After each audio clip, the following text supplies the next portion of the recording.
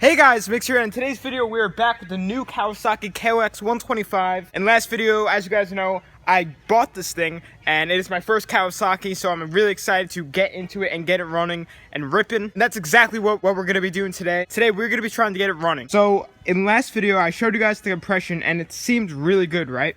But this compression is actually pretty low. I mean, it's not too bad, but I don't know, it just seems a little bit too low for my likings, but it could just be the valves that might need to be tightened up a little bit from sitting from 4 years and everything like that.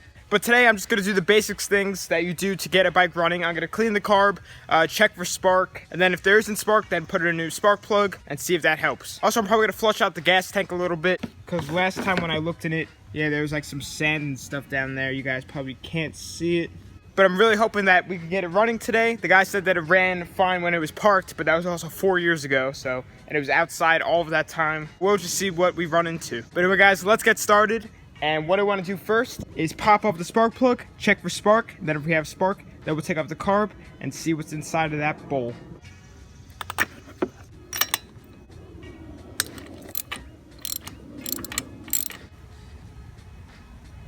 Alrighty, so the spark plug is out, and it is a little bit white on top, which scares me because that means it was running a little bit lean. I mean, all around is black, but then the very inside is white. So hopefully it didn't lean out and then blow up, and that might be why the compression feels kind of low, but hopefully that's not the case. But I guess we'll check for the spark right now.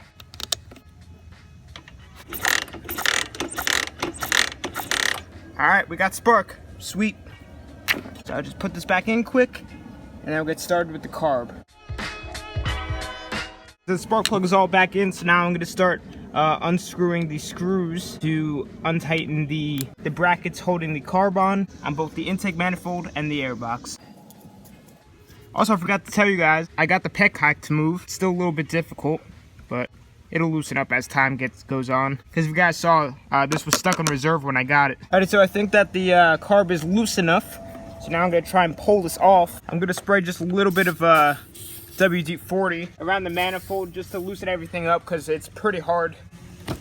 Okay, it's out of the manifold, so now I'm just gonna take it off the airbox. Boop, just like that. Now lastly, just take off the throttle and the carb will be loose.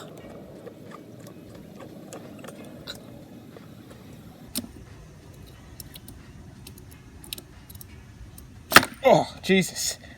Oh boy, that does not look good. Definitely have to lube it up and clean it up a whole lot. And it's weird because it felt really good with the throttle on the handlebars. So the carburetor is off, and this thing is pretty corroded. There's probably gonna be some nasty stuff inside of that bowl. But let's unscrew it now and find out. Alright, here we go. Not as bad as I thought it was going to be, but it definitely needs a cleaning, that's for sure. Alright, so here's a closer look. There's a ton of rust and stuff down there. Definitely got to get all that stuff out. Then in here, it's all corroded. Not as bad as I thought it was going to be, but still pretty bad. It seems like the needle valve is stuck, so we're going to have to take everything out. But let's get started.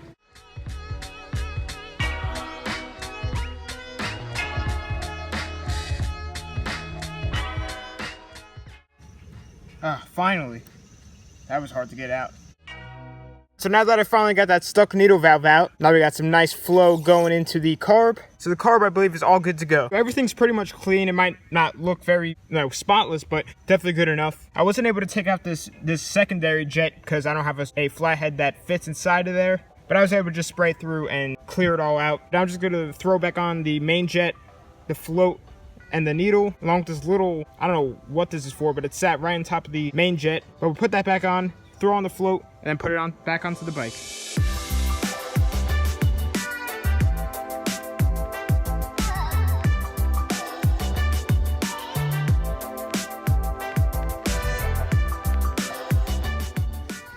So the carb is all back together, but one thing I definitely want to do before I put it on is lube up all inside of the throttle tube so the throttle doesn't stick like how it was when I pulled it out. I ran out of carb clean, so I'm just using WD-40. It'll be fine.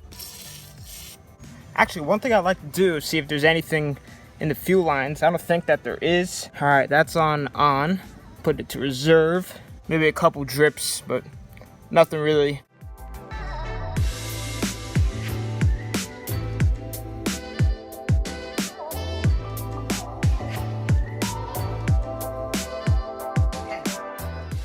So the carburetor is on, and I gotta say, that was probably one of the easiest carburetor installs I've ever done. Usually I struggle immensely with putting on the airbox boot onto the carb while, fitting it onto the intake manifold. But this one slipped right on. It was super easy. It's nice and tight, and yeah, definitely impressed. So my plan was to flush out the fuel tank with just a little bit of carb clean. Obviously I don't want to use water or anything because you don't want that stuff in your carb and then gets into your engine, and then it's just bad for your rings and everything like that. And I mean, carb clean isn't good for the rubber in your carb, but I mean, it would be in and out. It would just be like a splash and then hopefully just come out of the petcock. What I'm gonna do is just put a splash of fuel into there, just a little bit when the carb isn't hooked up, and then it should just come out of the fuel hose. I mean, there isn't a lot of really sediment on there. It's just the very, very top.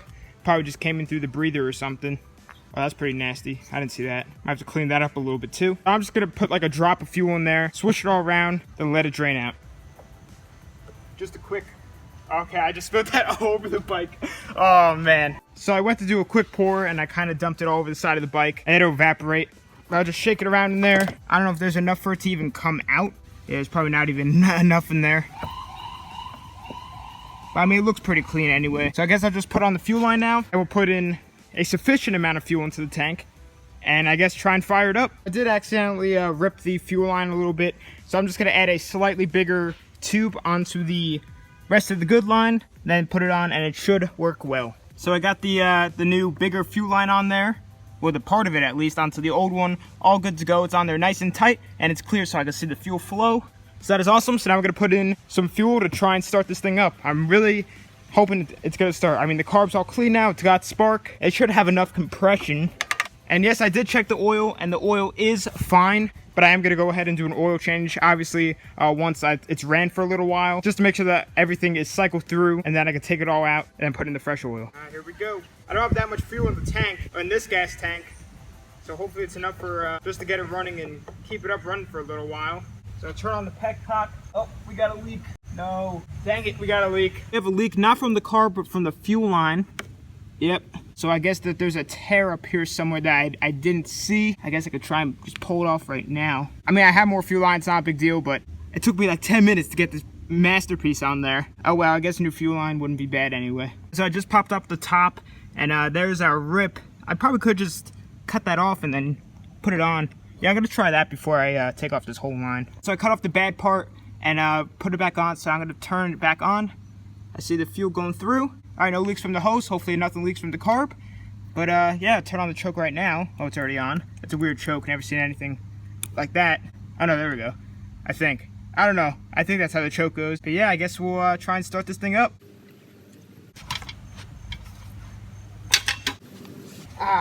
The carb isn't leaking yet, which is good. So I guess we'll try it. Choke is on. Here we go.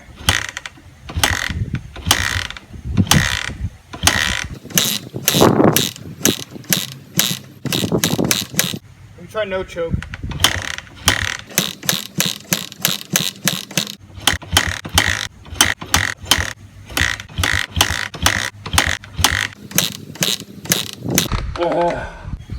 Woo! Oh! I heard it, I heard it. Oh, it's about to. Oh, let's go!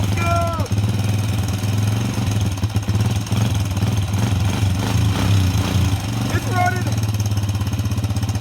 and idling. Let's go!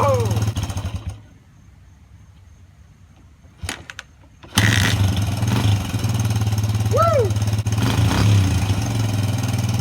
I'll let it warm up a little bit.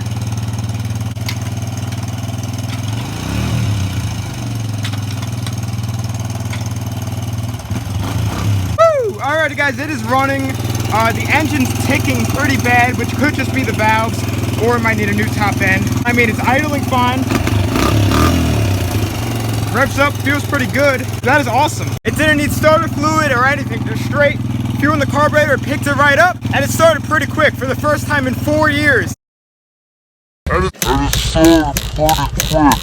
That's pretty good. That's really good. I gotta lube up the chain, but I don't have chain lube, so I'm just gonna use WD-40 because I can. But what's really, really good is that it doesn't smoke at all. So it might not need a new top end. It kind of felt like it started to gain compression a little bit, which is super good. But we'll just see how she feels. Alright, so it's been warming up for a little bit. I want to try and throw in the gear for the first time and see how it is. Hopefully the clutch works. Oh yeah, clutch works. Alright, here we go. Woo-hoo!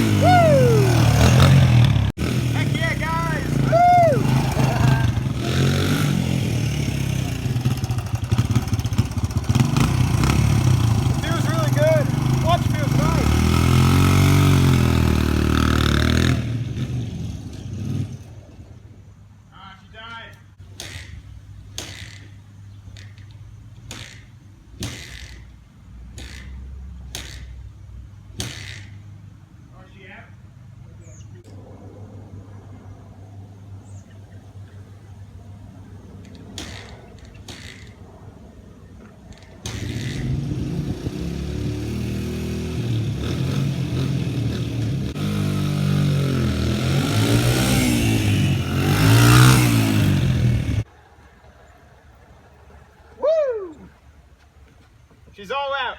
But that's a success. Alrighty guys, so the thing runs amazing. It just ran out of fuel. But this thing has some get up and go. It has a lot more than I thought it did, that's for sure. It feels really good. The clutch feels solid. The shifting's a little weird with it. I think it might be because the shifter's a little bent.